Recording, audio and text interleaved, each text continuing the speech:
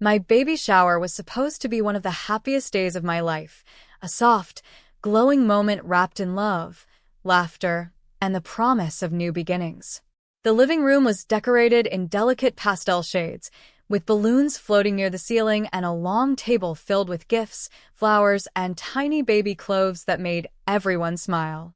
I sat in the center, gently resting my hands on my growing belly, feeling my baby kick every now and then, as if reminding me that this moment was real. My closest friends and family surrounded me, their voices blending into a warm hum of excitement. My mother was busy organizing games, while my best friend insisted on taking endless photos. And then there was Daniel, my husband. He stood near the guests, laughing, shaking hands, making everyone feel welcome. Every now and then, he'd glance at me with that same soft smile that made me fall in love with him in the first place. To anyone watching, we looked like the perfect couple, ready to start the next chapter of our lives together. I remember thinking, this is it. This is everything I ever wanted. For a moment, I let myself believe that nothing could go wrong. But life has a strange way of testing happiness when you least expect it. Just as my friend was about to start the next baby shower game, the front door slowly creaked open. At first, I didn't think much of it. Maybe another guest arriving late. But the room suddenly grew quiet. I turned my head toward the entrance, and that's when I saw her. A woman I had never seen before. And she was pregnant. For a few seconds, no one said anything. The woman stood at the doorway, her hand resting protectively on her stomach, her eyes scanning the room as if she were searching for someone specific. She looked slightly out of breath, like she had rushed to get here. But there was something else in her expression too, determination. An uneasy feeling settled in my chest. I tried to convince myself it was nothing. Maybe she was a distant relative. Maybe a friend of a friend who came uninvited. But then her eyes stopped moving. They locked onto Daniel. Everything inside me went still. Before I could say a word, she took a few slow steps forward. The soft chatter in the room completely died, replaced by a heavy silence that made every movement feel louder. I could hear the faint creak of the floor beneath her feet, the clink of someone nervously setting down a glass. "Excuse me," she said, her voice trembling, but loud enough for everyone to hear. Daniel turned toward her, confusion flashing across his face. "Yes." She swallowed hard, her hand tightening over her belly. And then she said the words that shattered the moment. "I'm sorry, but that baby you're celebrating?" She paused, glancing briefly at me before looking back at him. "He's not the only one. I'm carrying his child too." A sharp gasp echoed through the room. My heart dropped so suddenly it felt like the ground had disappeared beneath me. For a second, I thought I had misheard her, that this had to be some kind of sick joke. But no one laughed. No one moved. And worst of all, Daniel didn't speak. The silence didn't last long. It shattered into a wave of whispers, gasps, and stunned reactions that filled the room like a storm breaking loose. My aunt covered her mouth in disbelief. Someone dropped a spoon, the sound clattering loudly against the floor. I could feel every pair of eyes shifting between me, Daniel, and the woman standing there like a ticking bomb. My mother rushed toward me, her face pale. This is to be a misunderstanding," she whispered, gripping my hand tightly. But I couldn't answer her. My eyes were locked on Daniel. I was waiting, desperately waiting, for him to laugh it off, to shake his head, to say something, anything, that would make this nightmare disappear. This was the moment where he was supposed to step forward, wrap an arm around me, and tell everyone the truth. But he didn't. He just stood there, frozen. His mouth opened slightly as if he wanted to speak, but no words came out. His face had drained of color, and for the first time since I'd known him, he looked completely lost. That hesitation cut deeper than any accusation. A cold knot formed in my chest. "Daniel?" I said, my voice barely steady. "Say something." The room went quiet again, waiting for his answer. Even the woman seemed to hold her breath. But instead of denying it, instead of defending us, he just stammered. I don't." He didn't finish the sentence. And in that unfinished moment, doubt crept into my heart. Was this real? Was everything we built a lie? The whispers grew louder again, sharper this time, judging, questioning, spreading like wildfire.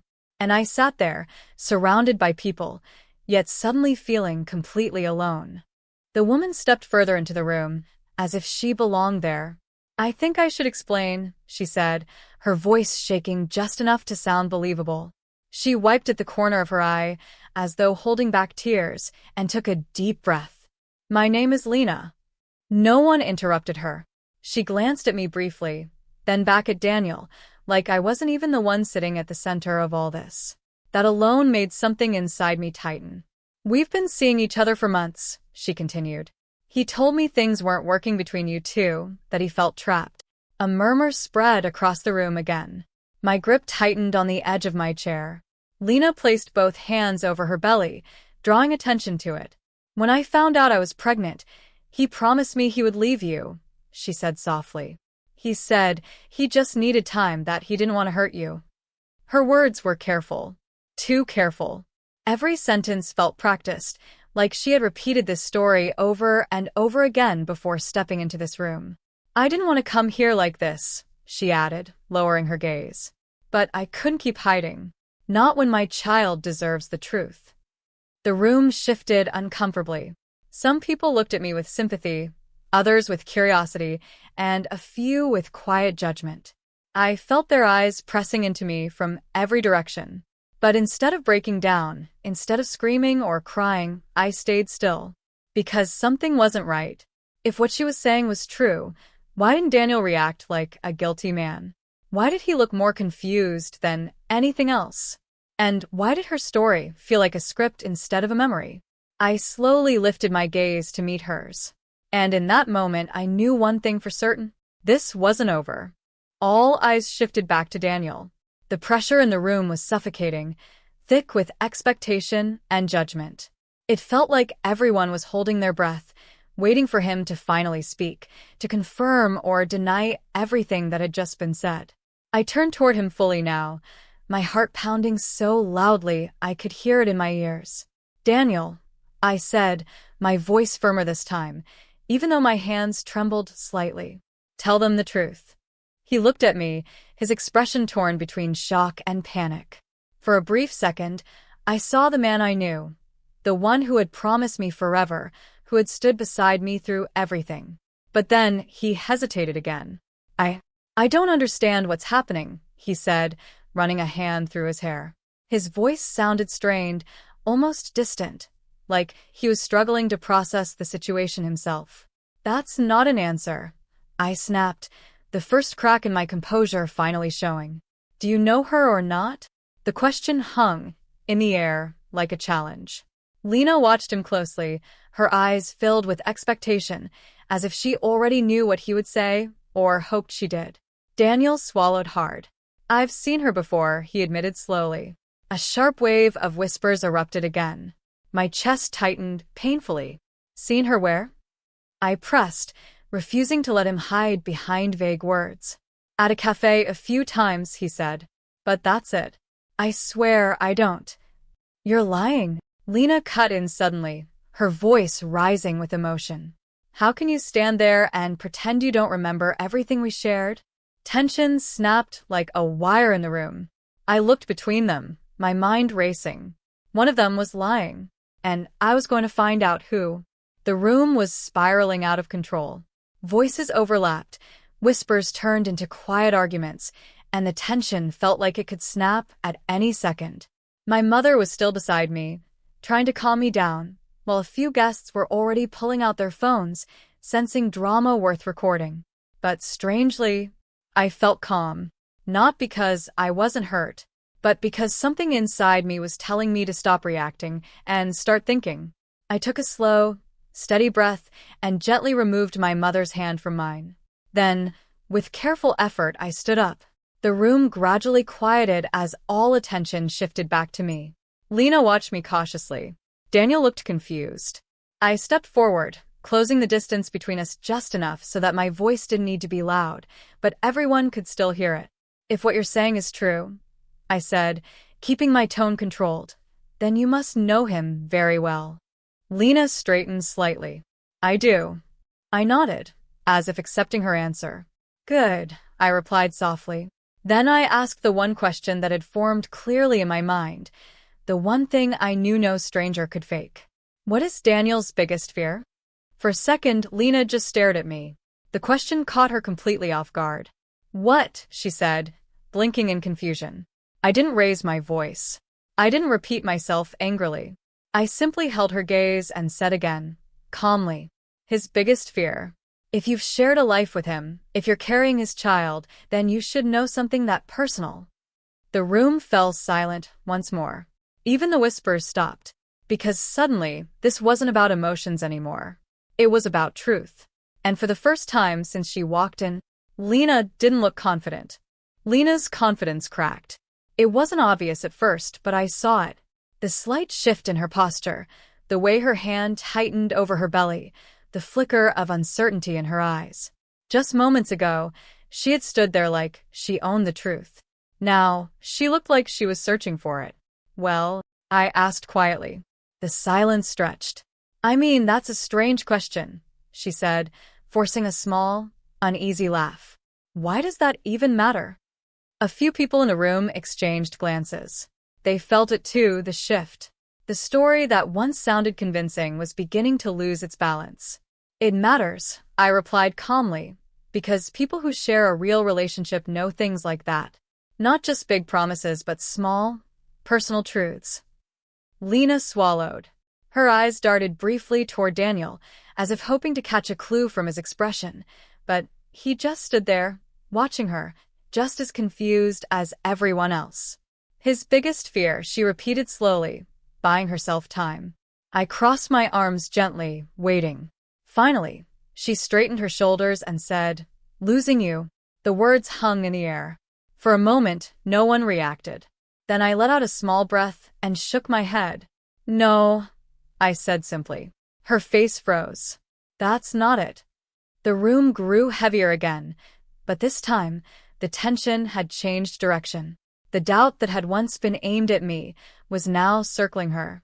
Lena's lips parted slightly, but no words came out. And for the first time, since she walked into my baby shower, she looked afraid. A quiet ripple moved through the room. People leaned in, their curiosity now sharper than their judgment. Just minutes ago, I had been the center of suspicion. Now, all eyes were turning toward Lena. I held her gaze for a moment longer, then spoke. Daniel's biggest fear is drowning, I said calmly. He almost died when he was a child. He's terrified of deep water.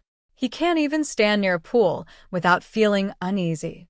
A few guests glanced at Daniel, who slowly nodded, still stunned by everything unfolding. Lena didn't react. Not at first. But the color in her face began to drain, her earlier confidence slipping away completely. You didn't know that, I continued, my voice steady. Because you don't know him. A murmur spread through the room again. Only this time, it wasn't filled with doubt. It was realization. Lena shook her head quickly.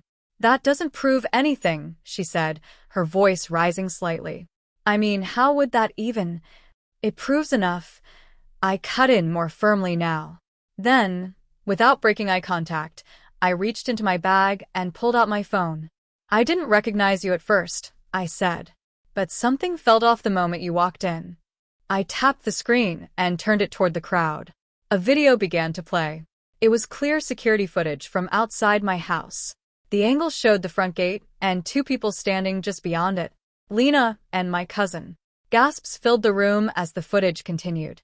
My cousin handed her something, an envelope. Money.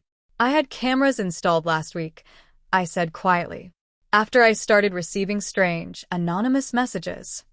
The truth was no longer hiding. It was right there for everyone to see. The room erupted. Gasps turned into loud whispers, and whispers into open accusations.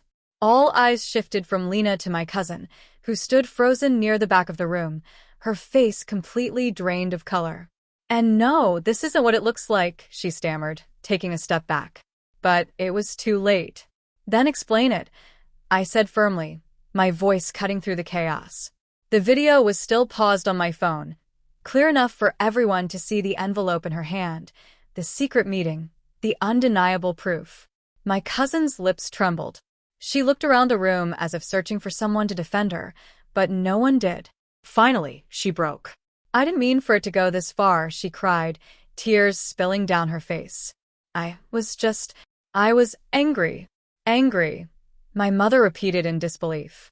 "She has everything," my cousin shouted suddenly, pointing at me. "The perfect life, the perfect husband, the baby, everything. And I have nothing." The room fell into a stunned silence again. "So you decided to destroy my life?" I asked quietly.